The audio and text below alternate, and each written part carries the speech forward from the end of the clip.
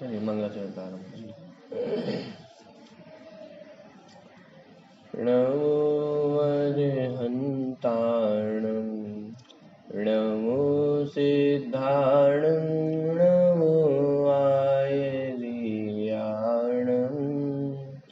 नमो वज्रायाणं नमो लोये सवसाहुणम्।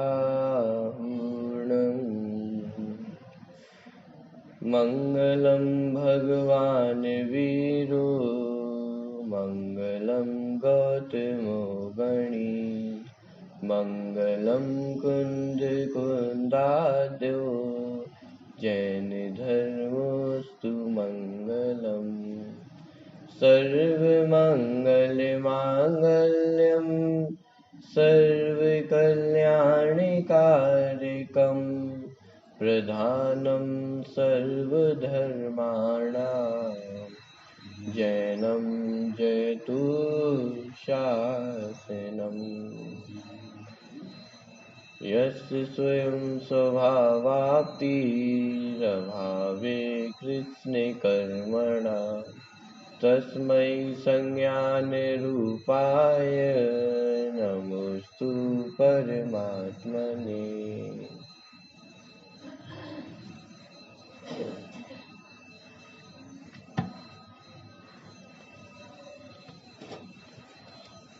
स्तोपदेश ग्रंथ के 47वें नंबर के श्लोक पे हमारी चर्चा चल रही।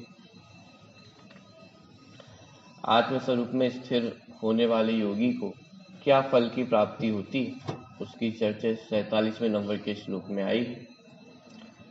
श्लोक का पाठ यहाँ से मैं करता हूँ। पृष्ठ क्रमांक 109, श्लोक क्रमांक 47। आत्मानुष्ठान निष्ठस्य व्यवहार बहिस्थिते जायते परमानन्दः कश्चित् योगेन योगिना।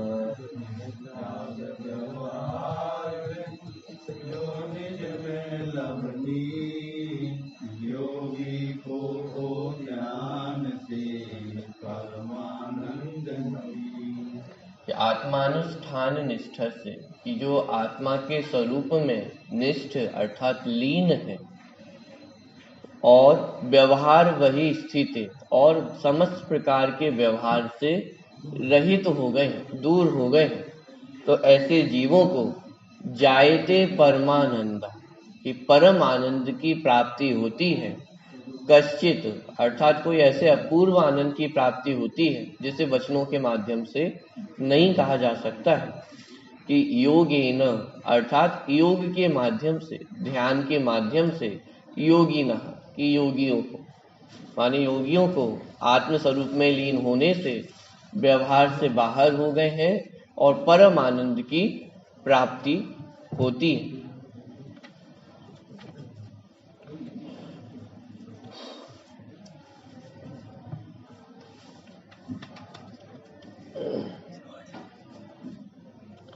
देखिए, टीका की चर्चा कल हमने प्रारंभ की थी।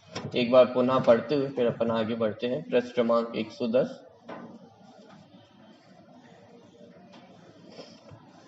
टीका। आत्मा का अनुष्ठान अर्थात देहादिक से हटकर अपने आत्मा में ही अवस्थापन, निश्चित स्थिर रहना, उसमें तत्पर रहे हुए तथा प्रवृत्ति निवृत्ति रूप व्यवहार से बाहर रहे हुए ध्यान करने वाले योगी को योग से अर्थात अपने आत्मा के ध्यान से कोई वाणी अगोचर तथा अन्य को असंभव ऐसा परम आनंद उत्पन्न होता है।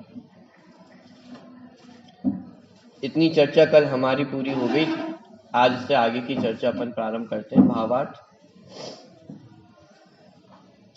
शारीरिक बाह्य पदार्थों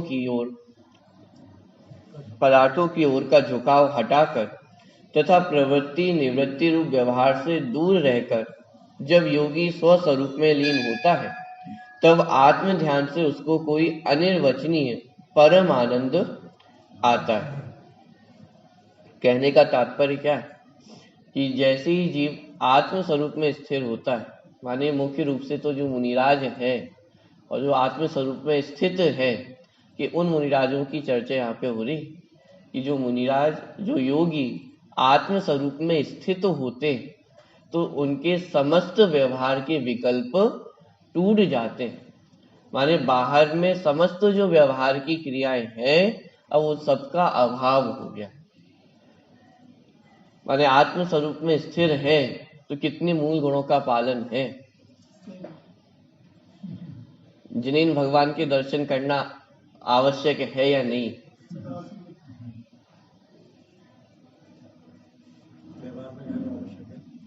सामायिक होगी या नहीं होगी।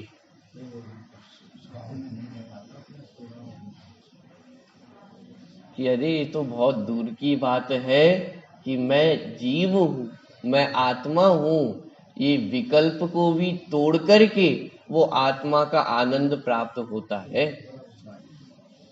माने आत्मा के अनुष्ठान में लीन है, आत्म स्वरूप में लीन है। इसका अर्थ ये है कि वहां आत्मा के संबंध में विकल्प भी नहीं, वो विकल्प तोड़ करके भी वो आत्मा का आनंद वो प्राप्त होता है। बात ख्याल में आ रही है? इसका अर्थ है व्यवहार से बाहर स्थित है। माने जो व्यवहार में जागता है वो निश्चय में सोता है, और जो निश्चय में जागता है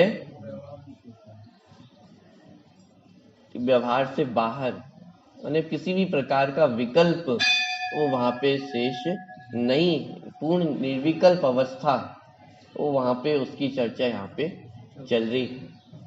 तो शारीरिक बाह्य पदार्थों की ओर का झुकाव हटाकर तथा प्रवृत्ति निवृत्ति रूप व्यवहार से दूर रहकर, प्रवृत्ति और निवृत्ति, निवृत्ति रूप व्यवहार माने 5 पापों का त्याग होना, ये निवृत्ति रूप व्यवहार हुआ कि हिंसा का नहीं होना, झूठ का नहीं होना, चोरी का नहीं होना, कुशील का नहीं होना, परिग्रह का नहीं होना, कषायों का नहीं होना, ये निवृत्ति रूप व्यवहार हुआ। तो फिर क्या होना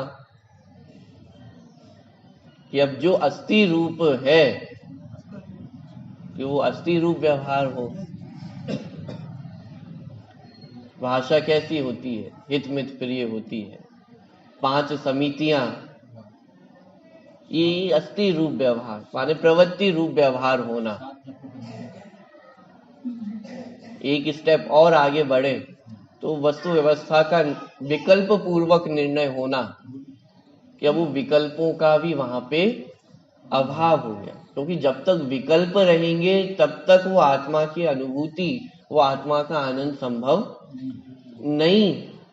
वो विकल्प टूटते हैं तब जाकर के वो अनुभव, वो आनंद प्राप्त होता है। जब तक वो विकल्प खड़े रहेंगे तब तक वो आनंद संभव नहीं। जैसा कोई वृद्ध व्यक्ति हो तो ये कहा जाता है कि बहुत अनुभवी है, 50 साल का, 60 साल का, 70 साल का अनुभव है। ये बाल ऐसे ही सफेद नहीं हुए।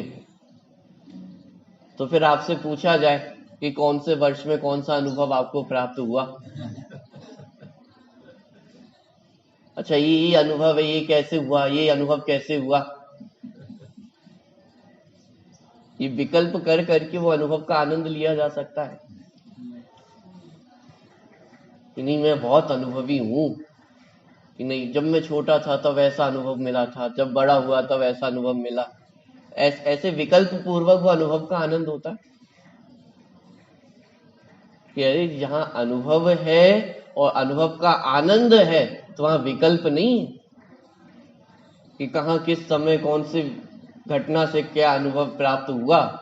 क्या ऐसा विकल्प नहीं है? विकल्प नहीं है तो वो अनुभव का आनंद है, और विकल्प हो तो आनंद हो सकता है।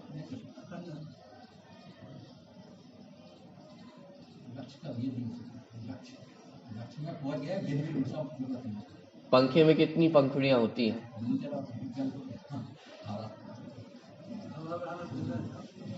आपके घर में पंखा होगा, कितनी पंखुड़ियां हैं उसमें? अरे उत्तर तो आए 3 4 5 कितनी है?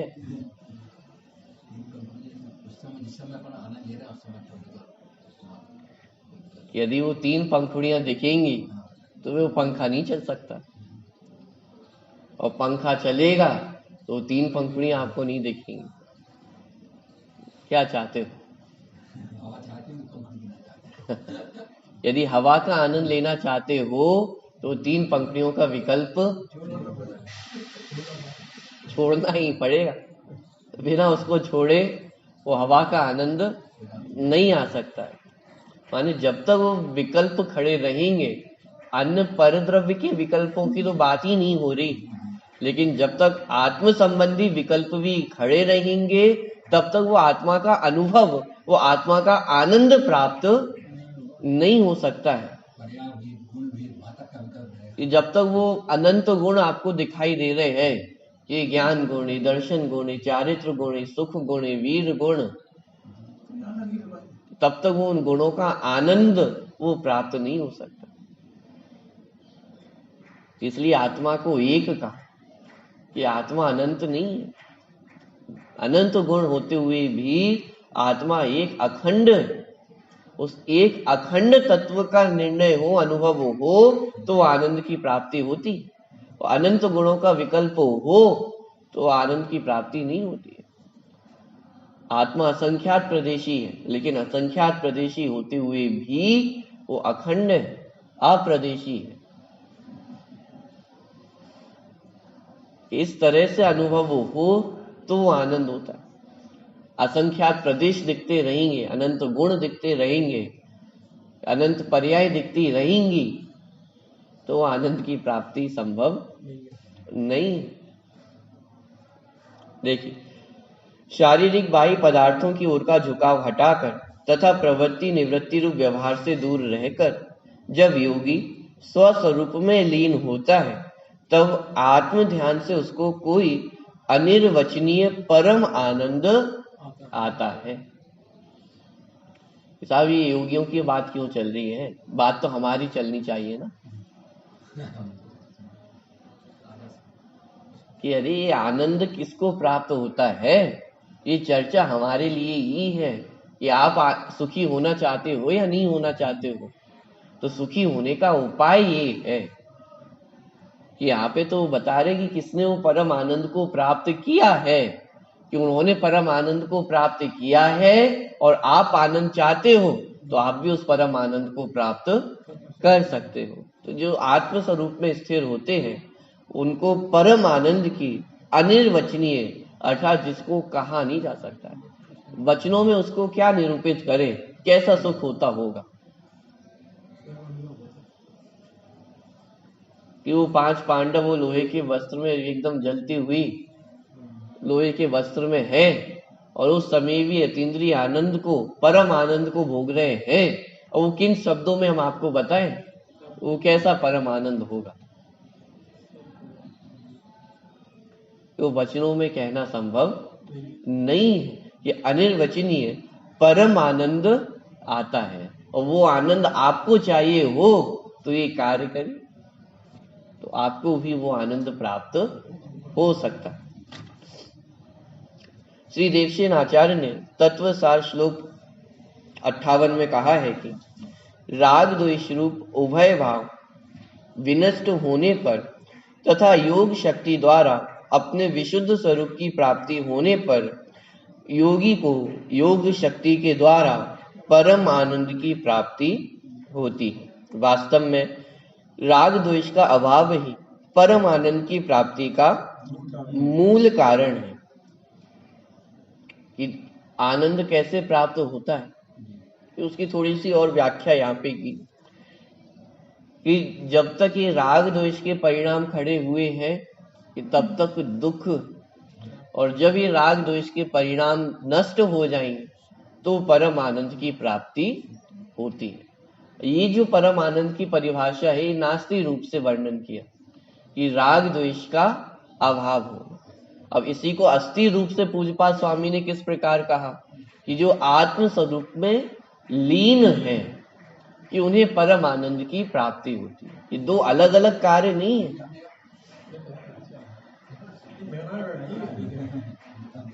कि एक ही कार्य है कि आत्म स्वरूप में स्थिर होना और राग द्वेष का अभाव होना, ये दो अलग अलग कार्य हैं कि एक ही कार्य है कि जिस समय आत्म स्वरूप में स्थिर हुए कि उसी समय राग द्वेष का भी अभाव हुआ। तो पूज्यपाद स्वामी ने अस्थि को मुख्य करते हुए कि जो आत्म स्वरूप में स्थिर होते हैं उन्हें परम आनंद की प्राप्ति होती है, और देवसेन आचार्य ने उसी के नास्तिक स्वरूप को स्पष्ट करते हुए कि जिसके राग द्वेष का अभाव होता है उसे परम आनंद की प्राप्ति होती है। तो दोनों के परम आनंद को प्राप्त करने का उपाय वो दोनों अलग अलग होंगे। या तो आत्मा में स्थिर हो जाओ तो आनंद होगा, या राग द्वेष का अभाव कर दो तो आनंद होगा। दो अलग अलग उपाय है।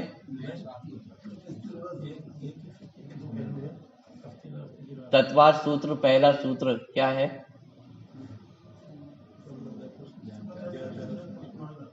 सम्यक दर्शन ज्ञान चारित्राणी मोक्ष मार्ग। कि मोक्ष मार्ग कितने हैं? सम्यक दर्शन ज्ञान चारित्री एकता रूप वो मोक्ष मार्ग एक ही है, वो दो अलग अलग मोक्ष मार्ग नहीं है। तो ऐसे ही परम आनंद को प्राप्त करने का उपाय वो दो अलग अलग नहीं है, कार्य एक ही है कि आत्म स्वरूप में जो स्थिर होता है कि अब उसको अन्य किसी के संबंध में भी राग द्वेष खड़े नहीं होते हैं। राग द्वेष खड़ा नहीं होता है तो दुख नहीं होता है, दुख नहीं होता है तो परम अतीन्द्रिय आनंद की प्राप्ति होती है। वास्तव में राग द्वेष का अभाव ही परम आनंद की प्राप्ति का मूल कारण, क्योंकि हमारे दुख का मूल कारण क्या था? तो राग द्वेष की उत्पत्ति होना। कोई अच्छा लगता है, कोई बुरा लगता है, तो जो अच्छा लगता है उसके प्रति राग होता है, जो बुरा लगता है उसके प्रति द्वेष होता है। लेकिन वास्तविक स्थिति तो ये है कि कोई अच्छा नहीं है और कोई बुरा नहीं है। तो वास्तविक स्थिति तो ये है ना। अब जो जैसा है नहीं और वैसा हम मानेंगे तो दुख तो खड़ा होने ही वाला है। तो सुखी होने का उपाय क्या? कि जो वस्तु जैसी है उसको वैसा स्वीकार करना। पुद्गल द्रव्य ना अच्छा है ना बुरा है, कि पुद्गल द्रव्य तो पुद्गल द्रव्य है। तो पुद्गल द्रव्य दिखाई देने लग जाए तो अब ना राग खड़ा होगा ना द्वेष खड़ा होगा। रावण अच्छा था या बुरा था?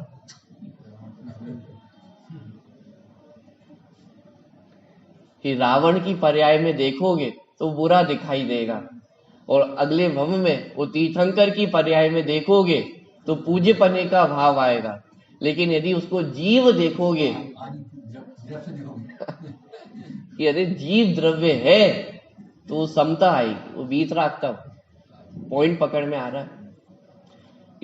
इसे कहा जाता है पर्याय मूढ़ होना। परिभाषा हम पढ़ते ना, पज्जय मूढ़ा ही पर समय। ये जो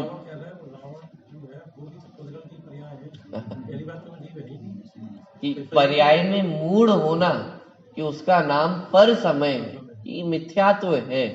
कि पर्यायों में मूढ़ होना अर्थात कि वो पुद्गल द्रव्य है और पुद्गल द्रव्य की पर्यायों में अच्छे बुरे की कल्पना करना, ये पर्याय मूढ़ता है। तो फिर इस पर्याय मूढ़ता को कैसे हटाया जाए? कि अरे पुद्गल द्रव्य को पुद्गल द्रव्य देखना, कि ये पर्याय मूढ़ता हटना, ये जैसा वस्तु स्वरूप है उसको वैसा देखना। कि इस जगत में 6 द्रव्य है, 6 प्रकार के द्रव्य है, जीव, पुद्गल, धर्म, अधर्म, आकाश, काल, और उनका प्रति समय वो परिणमन हो रहा है। लेकिन वो परिणमन ना अच्छा है ना बुरा है, ये सुव्यवस्थित है। जैसा होना है वैसा हो रहा है। कि ऐसा यदि वो परिणमन दिखाई देगा तो समता धारण हो सकती है, और जब तक अच्छा बुरा दिखता रहेगा तब तक वो राग द्वेष खड़े होते रहे। तो सीता जी ने समता कैसे धारण की?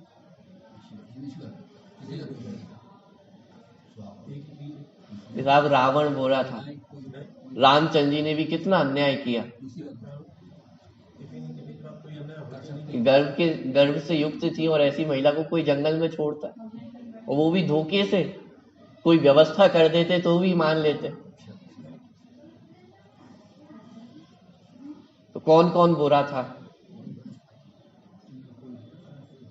कि रावण बुरा है, रामचंद्र जी बुरे हैं, पूरी अयोध्या वासी वो सब बुरे हैं ना, किसी ने भी रोका नहीं।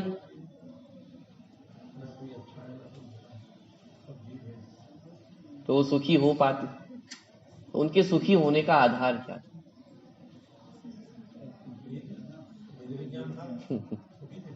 कि राग द्वेष का अभाव होना। कि जगत में किसको बुरा कहे, कि जगत में कोई बुरा हो तो उसका बुरा, उसको बुरा कहे। कि वास्तव में इस जगत में कोई ना अच्छा है ना कोई बुरा है। ऐसे परिणाम के, ऐसे निर्णय पूर्वक वो समता भाव धारण होता है और ऐसे ज्ञानियों को वो परम आनंद की प्राप्ति होती है। कि वास्तव में राग द्वेष का अभाव ही परम आनंद की प्राप्ति का मूल कारण है। इसका अर्थ ये हुआ कि इसके अलावा जगत में अन्य कुछ भी वो आनंद को प्राप्त करने का उपाय नहीं है। प्रतिकूलताएं जीवन में हो और उन प्रतिकूलताओं को दूर करके मैं सुखी हो जाऊंगा, ये सुखी होने का उपाय नहीं है। अनुकूलताएं मेरे जीवन में आ जाए तो मैं सुखी हो जाऊंगा, ये सुखी होने का उपाय नहीं है। क्योंकि यदि ये सुखी होने का उपाय हो तो फिर वो तीर्थंकर मुनि दशा को क्यों धारण करते हैं? क्या कमी है उनके पास? वो चक्रवर्ती 6 खंड का वैभव छोड़कर वो मुनि दशा क्यों धारण करते? उनसे ज्यादा अनुकूलताएं तो इस जगत में और किसी के पास नहीं होगी ना। लेकिन उन सब अनुकूलताओं को छोड़कर के भी वो मुनि दशा धारण करते हैं। इसका अर्थ तो यही हुआ ना कि अनुकूलताओं से सुख नहीं होता,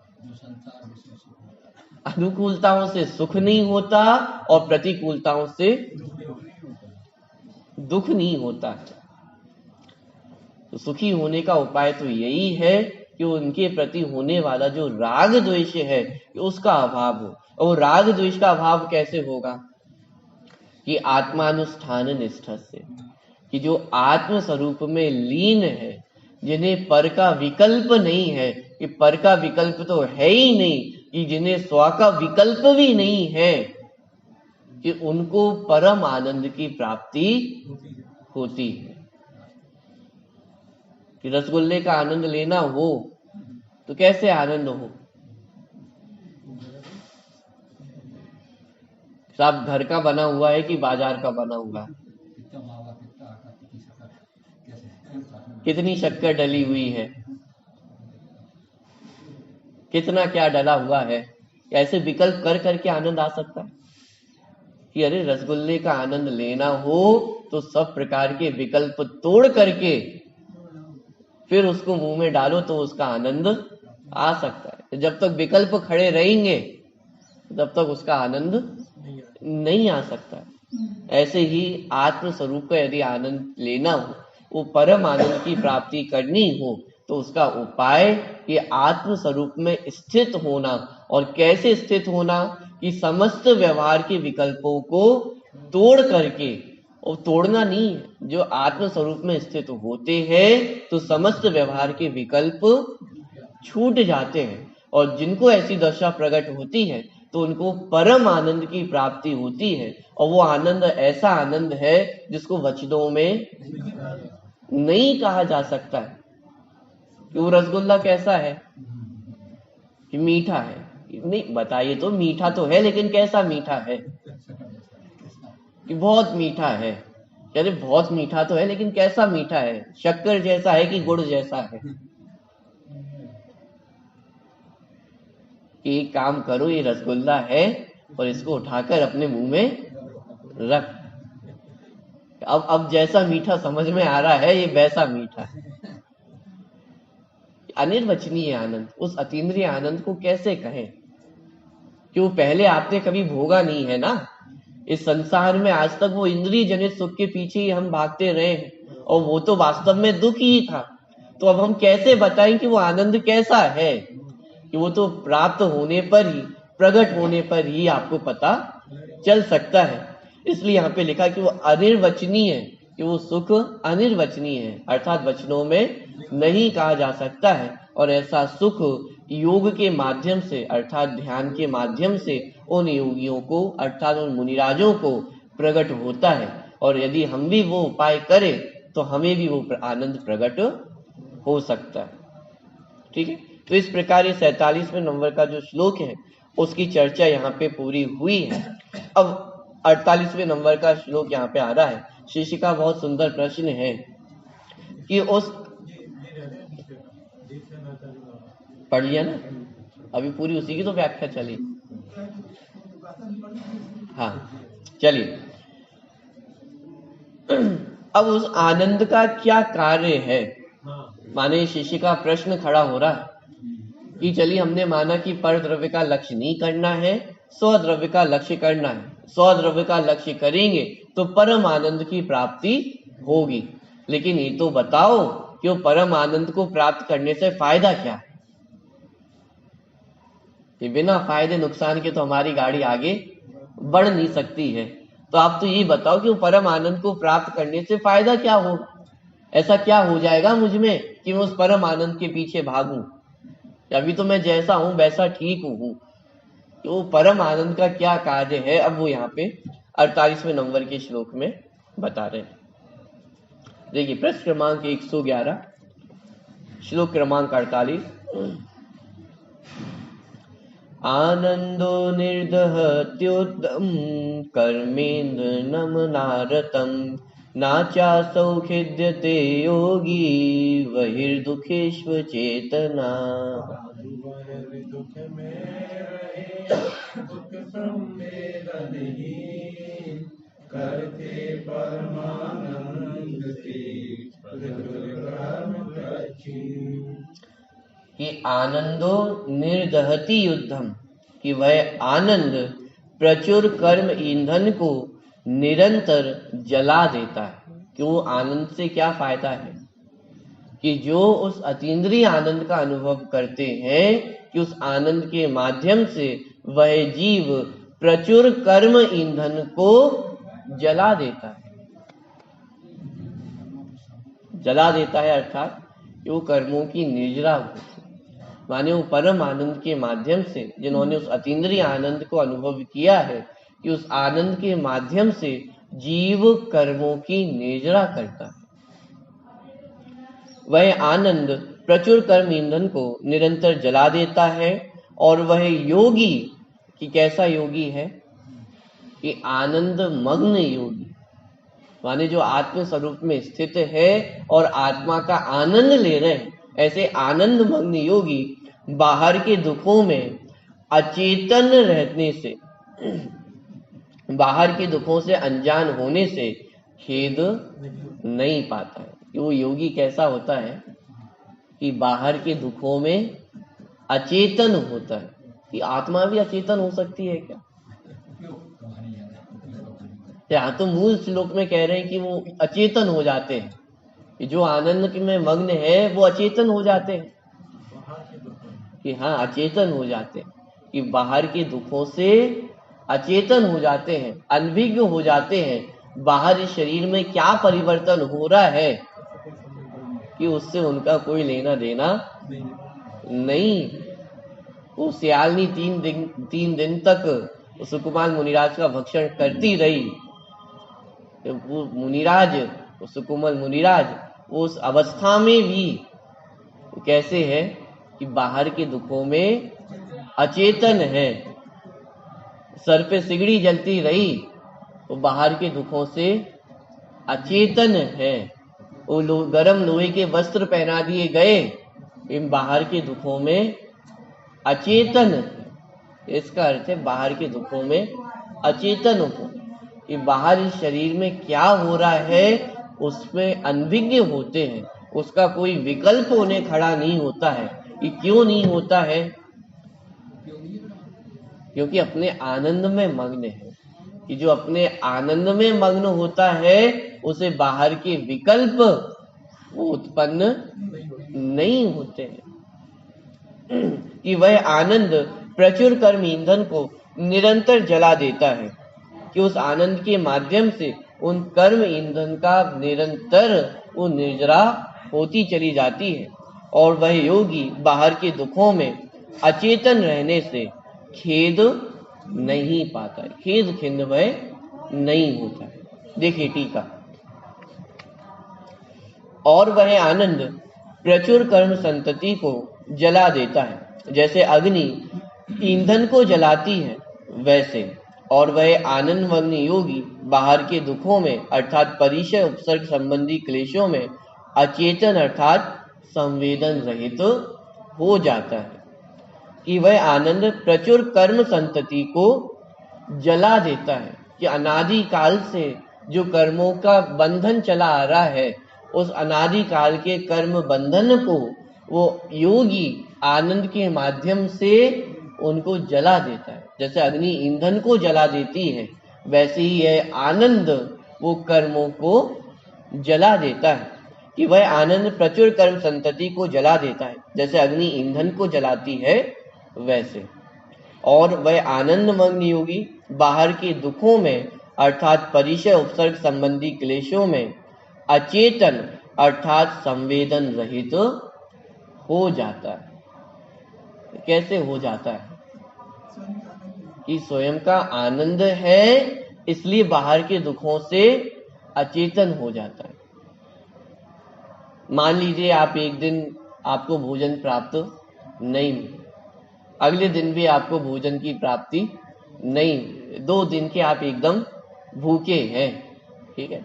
अब तीसरे दिन गए घर पर और तीसरे दिन भी जाकर के आपको भोजन नहीं मिला, तो दुख होगा या नहीं होगा? 2 दिन से खाली पेट है, 2 दिन भोजन नहीं मिला, चलो कुछ नहीं का, और तीसरे दिन भी दुख होगा या नहीं? अब जैसे ही वो गुब्बारा फूटने वाला था क्रोध का, और वैसे ही एक फोन आया और फोन पे खबर पड़ी कि अरे 1 करोड़ रुपए की लॉटरी लगी, और अब वो क्रोध का क्या होगा? वो गुब्बारा फूटेगा या नहीं फूटेगा? वो भूख का दुख होगा या नहीं होगा?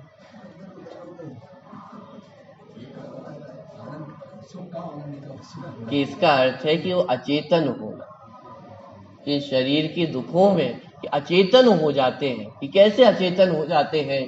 क्योंकि कोई ऐसी चीज मिल गई है ना कि जो उससे भी बढ़कर है, कि उससे अलग है, तो उनको अतीन्द्रिय सुख प्राप्त हुआ है।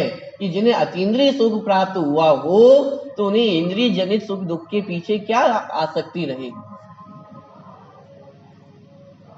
कि वो आनंद प्राप्त हुआ हो तो अब बाहर के सुख दुख से वे खेद खिन्न नहीं होते हैं। हाँ, लेकिन यदि वो आनंद प्राप्त ना हो तो लक्ष्य हमारे शरीर पे जाता ही जाता है, और शरीर पे लक्ष्य जाएगा तो राग द्वेष खड़े होते हैं, और राग द्वेष खड़े होते हैं तो दुख की परंपरा भी चलती रहती है। तो दुखों से छूटने का उपाय क्या? कि वो आत्म स्वरूप में स्थित होना। कि जो आत्म स्वरूप में स्थित होते हैं, जिन्हें आत्मा का आनंद आता है, तो उस आनंद के कारण वो बाहर में जो प्रतिकूलताएं हैं वो दुखी करने में समर्थ नहीं होती। ये जो प्रश्न था कि वो आनंद से क्या फायदा है, कि आनंद का ही फायदा है कि वो आनंद है, इसलिए समस्त प्रतिकूलताएं भी दुखी करने में समर्थ नहीं है। और जब ये उन प्रतिकूलताओं में दुखी नहीं होते हैं तो कर्मों की निर्जरा वो निरंतर होती चली जाती, और जैसे ईंधन हो तो अग्नि और जलती चली जाती है और तेज होती चली जाती है, ऐसे ही वो कर्मों की निर्जरा वो असंख्यात गुणी हर समय बढ़ती हुई होती चली जाती। ये आनंद का फायदा है, ये आनंद का मार्ग है। कि जो आनंद मग्न योगी है वे बाहर में परिचय उपसर्ग संबंधी क्लेशों में अचेतन अर्थात संवेदन रहित हो जाते हैं। दुख के निमित्त रूप पदार्थों की ओर लक्ष्य नहीं रहता, इसलिए उसको खेद नहीं होता, अर्थात वह संक्लेश को प्राप्त नहीं होता। देखिए भावार्थ, जैसे अग्नि ईंधन को जला देती है, उसी तरह आत्मा में उत्पन्न हुआ परमानंद कर्म संतति को अर्थात कर्म के समूह को भस्म कर देता है। आनंद मग्न योगी परिचय उपसर्ग आदि के बाह्य दुखों में अचेतन रहने से अर्थात उसको उन दुखों का अनुभव नहीं होने से खेद खिन्न नहीं होता है। योगी को आत्मा की एकाग्रता के ध्यान से प्रचुर कर्मों की निर्जरा होती है और ध्यान अवस्था में परम आनंद का ऐसा वचन अगोचर स्वाद आता है, उसको उस स्वाद में बाह्य संयोगों का कुछ भी वेदन नहीं होता है। माने वो योगियों की कैसी परम उत्कृष्ट दशा होती है कि उसका वर्णन वो यहाँ पे बहुत सरल संक्षिप्त भाषा में किया है कि जिसे आत्मा का आनंद आता है, अब उसे जगत में कोई भी दुखी नहीं कर सकता है। और यदि हम दुखी हो रहे हैं, इसका अर्थ ये है कि अभी हमने उस आत्मा के आनंद का अनुभव नहीं किया है। तो क्या करना है? करनी योग्य कार्य तो एक यही है, क्योंकि प्रतिकूलताओं को दूर करना वो हमारे और आपके हाथों में नहीं। पाप का उदय रहेगा तो प्रतिकूलताएं तो एक के बाद एक आनी ही वाली है, उनको दूर करना संभव नहीं। पुण्य का उदय होगा तो अनुकूलताएं रहेंगी। माने अनुकूलता प्रतिकूलताएं वो हमारे हाथों में नहीं है, इसलिए उनमें माथाफोड़ी करना, उनके संबंध में विकल्प करना, वो विकल्प करने से वो कोई भी कार्य की सिद्धि होने वाली नहीं है। इसलिए करने योग्य कार्य तो यही है कि उनकी तरफ से लक्ष्य हटा करके आत्म स्वरूप में अपने स्वरूप अपने उपयोग को स्थिर करेंगे, अपने उपयोग को आत्म स्वरूप में लक्षित करेंगे, ये तभी जाकर के वो परम आनंद की प्राप्ति हो सकती है। इसके अलावा जगत में वो सुखी होने का अन्य कोई उपाय नहीं है। उदाहरण के तौर पे वो जो योगी हैं, जो मुनिराज हैं, जो अनंत सिद्ध भगवान हैं, उन्होंने करके दिखाया है, वो साक्षात उसके उदाहरण हैं। और हमें भी सुखी होना हो तो उपाय तो एक वही। जगत में भी आप देखते हैं कि जब सारे हाथ पैर मार लेते हैं, उसके बाद क्या वचन निकलते हैं, क्या वाक्य निकलते हैं कि साहब वो तो ऐसा ही होना था। कि यही बात यदि पहले स्वीकार कर लेते तो आनंद की प्राप्ति होती या नहीं। माने अंत में तो यही स्वीकार करना पड़ता है कि ऐसा ही होना था, और यही सत्य है, यही जगत का सत्य है कि जो जैसा होना है वैसा ही होना है।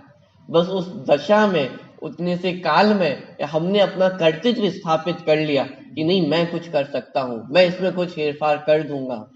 हेरफार हो जाए मतलब कि हेरफार तो होता नहीं है। जैसा मैंने सोचा और कदाचित बाहर भी वैसा परिणमन हो जाए तो हम उसमें कर्ता बन जाते हैं, और जैसा हमने सोचा वैसा नहीं हुआ। और 99.9% तो विपरीत ही होता है। जैसा हम सोचते वैसा क्या होता है। आपने तो क्या क्या नहीं सोचा होगा, लेकिन वैसा क्या हुआ है। इस जगत में करोड़पति अरबपति से नीचे कोई सोचता है बनने का, लेकिन वैसा हुआ क्या कि वैसा नहीं होता है। तो वास्तव में जैसा वस्तु स्वरूप है उसको स्वीकार करके वो परम आनंद की प्राप्ति हो, इसी मंगल भावना से अभी की बात को पूरा करते हैं।